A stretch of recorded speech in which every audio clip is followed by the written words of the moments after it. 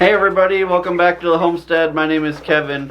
Well, it's been a while since I've given you guys an update on the quail, so I wanted to come out to my quail room today and just kind of go over some of the basics of my setup, of how I keep the quail, and answer some of the questions that you guys have been asking me. I also wanted to come out today because the newest quail that I have, the youngest quail, have just in the last week started laying eggs, which means they've reached maturity, and I need to sort out the males from the females, and then we're going to move some of these guys over into my breeder cages so we can get some more eggs in the incubator.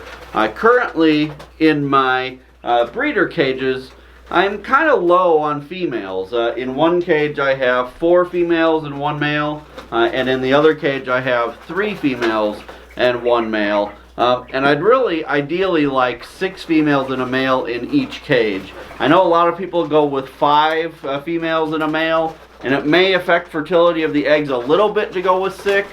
But I'd just rather have that 1 extra in each cage in case something happens and I still have a decent amount. So I'm hoping we're going to be able to get enough females out of this new batch to make up that difference, plus fill up the 3rd breeder cage that I have, which currently is empty. Okay, so the first thing I want to show you guys is my automatic watering system. I use the cup style watering system. When I first built a watering system for the quail, I used these little, they're actually designed for quail or other small poultry, these little like nipple type waterers, and they just didn't work well for the quail. I don't know if the quail weren't quite strong enough to be able to use them, but they didn't work well at all, so I ended up going with the cup style, and I've been very happy with them. The only time they haven't been good is when it gets really cold.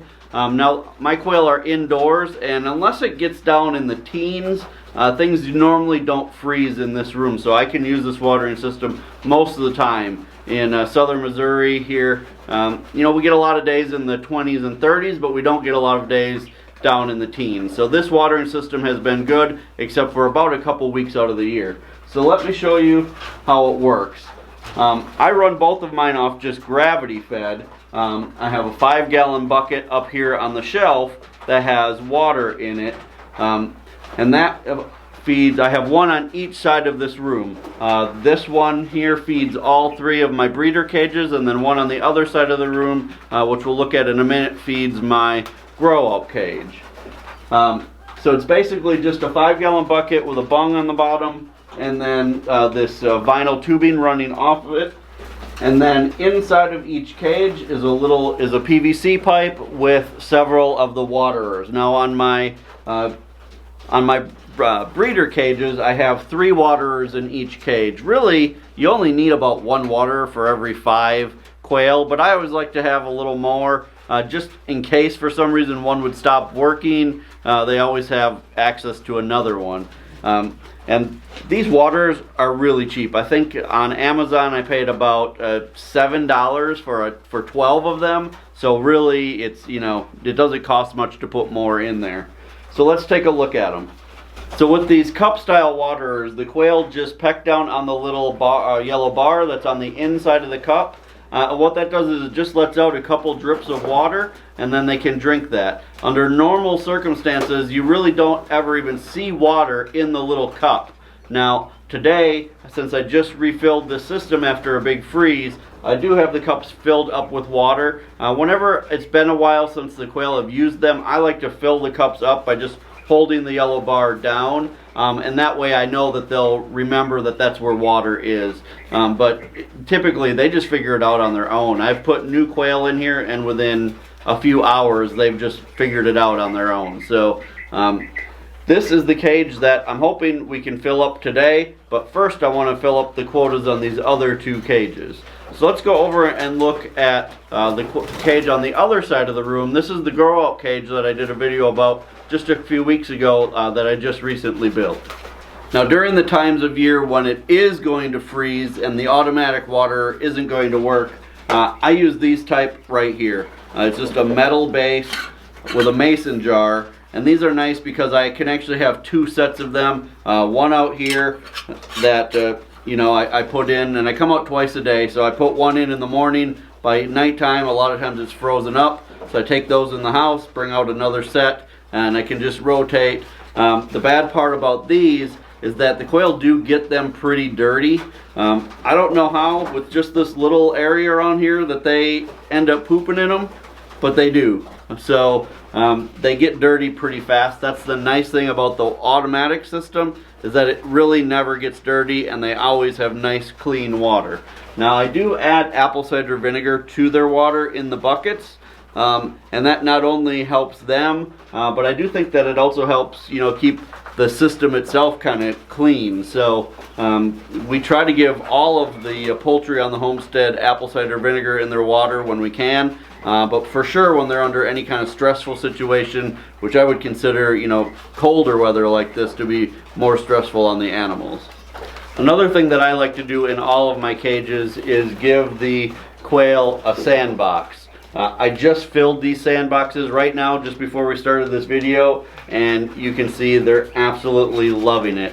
I try to give them sand about once a week, maybe, you know, by tomorrow they'll have most of this sand already kicked out of there, but I'll fill it every few days or once a week whenever I think about it or when it's completely gone, and they just absolutely love it. It's a way for them to take a dust bath. It actually helps combat like mites and things like that, but more than anything I think it's just kind of entertaining.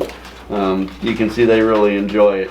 When I first started with the quail, I also would add diatomaceous earth to the sand, but it really got really messy quickly. It's so powdery that they you know, kind of flung it all over the place. The more I read about it, the more I just kind of realized it's probably not necessary, and really because of all the dust that it creates, can kind of be more of a hazard to the quail. So I don't add diatomaceous earth to the sand anymore. I just do straight plain sand.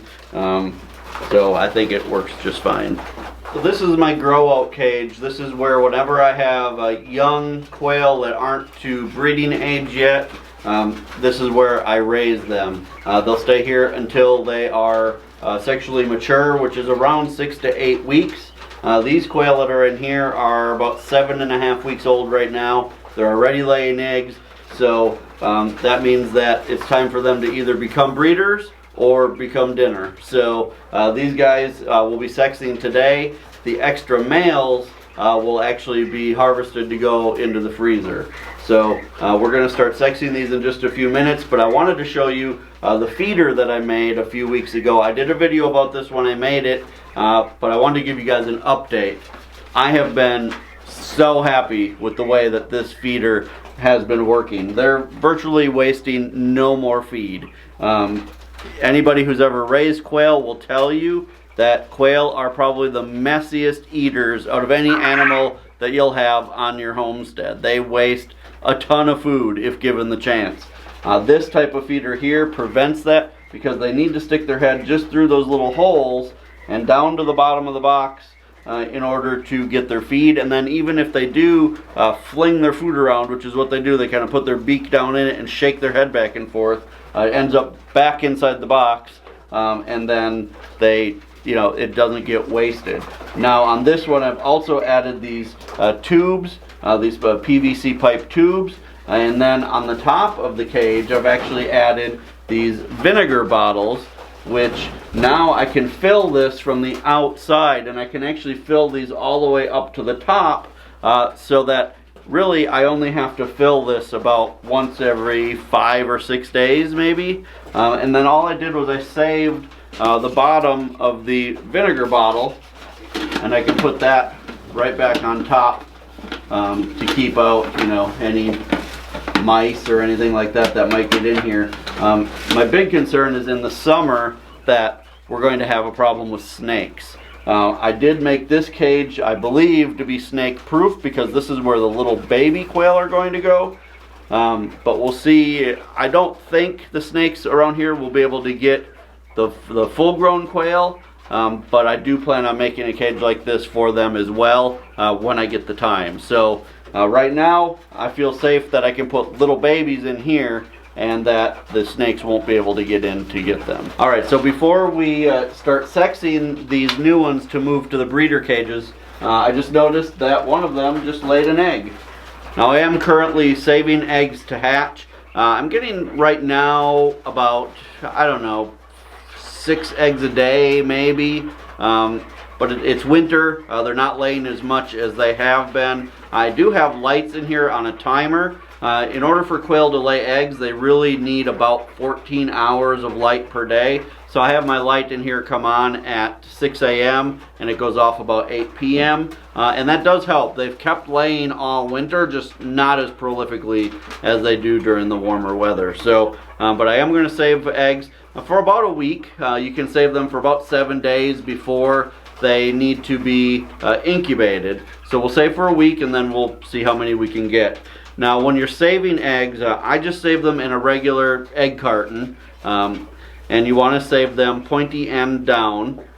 So you put them in your egg carton pointy egg down, and then you want to keep them at about room temperature, maybe a little bit cooler. You know, you don't put them right by the furnace or right by the wood stove. Keep them in a room that's a little bit cooler, but they don't need to be refrigerated during that time, just at a cool room temperature. So you'll keep them, you'll put them pointy side down in the egg carton, and then every day you want to prop up one end of the egg carton, and you want to do that twice a day. So you'll say if you have your egg carton like this in the morning, at night you'll tip it like this, and you'll just do that every day for the week that you're saving the eggs. And then the other tip that I've learned that really has seemed to help my hatch rate, which is a tip that I learned from another YouTube channel called Slightly Rednecked. His name is Chris. If you haven't checked out his channel, go check him out. He's he has, I think, the best quail channel out there. His information on quail is absolutely great, and he's here in Missouri, so that's good too. So what he says is to take some Listerine, the original, the yellowish colored Listerine, dilute it 50% with water, and then I have just a little spray bottle, and every day when I collect my eggs, I just mist the new eggs with the Listerine, and that will kill any bacteria that's on the outside of the eggs. And that way, while you're storing them, they have a much better chance of being fertile when you get to hatching time, and it really does seem to help a lot. So Chris, thanks for that tip. Alright, so we're going to start moving some of these new quail over to the breeder cages, and I'll show you guys how to sex quail. Alright, so it's time to start sexing these quail and see what we've got. So let's grab them here one at a time. Yeah, we'll take a look. Now this is a female. How do I know it's a female? Because of the markings on her breast. See how spotted that is? When they have a lot of spots like that, that's a female. So I'm going to put her in our center cage here, because that's where I need females the most.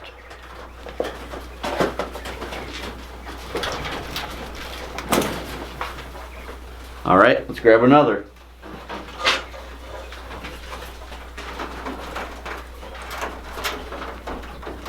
So this guy, this is a male. You can see how he's got kind of a red colored breast. So that is definitely a male. I'm going to put him in this cage. I'm going to put all of our new males over here for now, and then at the end I'll kind of look through, see who looks to be the biggest and the strongest, or who has the type of markings that I want to keep, and then we'll decide which male will be the new permanent male over here in this cage. So let's go keep grabbing. We've got a lot of quail to look through here. Alright, so this is another male. So he'll go over here. Alright, and here is another female. You can see the spotted breast, so she'll go over here. Alright, so I've got them all sexed and moved to their new cages. I ended up with almost exactly what I wanted. I ended up with 6 females in this cage, and then 5 females and a male in each of the end cages. So that's just about perfect. When I do another hatching, the next time around I'll save 2 more females for the end cages, but then I'll be exactly where I want to be. So I'm excited. If you guys started following last summer when I first got these quail, I only got 4 of them, and so the rest of these are all now from, you know, my hatchings, and that's pretty cool. So I'm gonna save more eggs over the next week, and we'll get even more going. I did end up with 4 extra males over in this cage, and those will be going to freezer camp, as Danny from Deep South Homestead says. They'll be going to freezer camp tonight. So I'm excited. I hope you guys will continue to follow along as we get more into raising these quail. It's been a real fun adventure for me, something I've wanted to do for a long time, and it's been a great thing to do over the winter and while I was recovering from my surgery. So you guys, I hope you enjoyed this video. If you're enjoying our channel and aren't a subscriber yet, I hope you'll hit that subscribe button before you leave. If you know someone who would enjoy this or our channel, go ahead and share this on all of your social media. Don't forget to check us out on Instagram. And until next time, thanks so much for stopping by the homestead. Take care and God bless.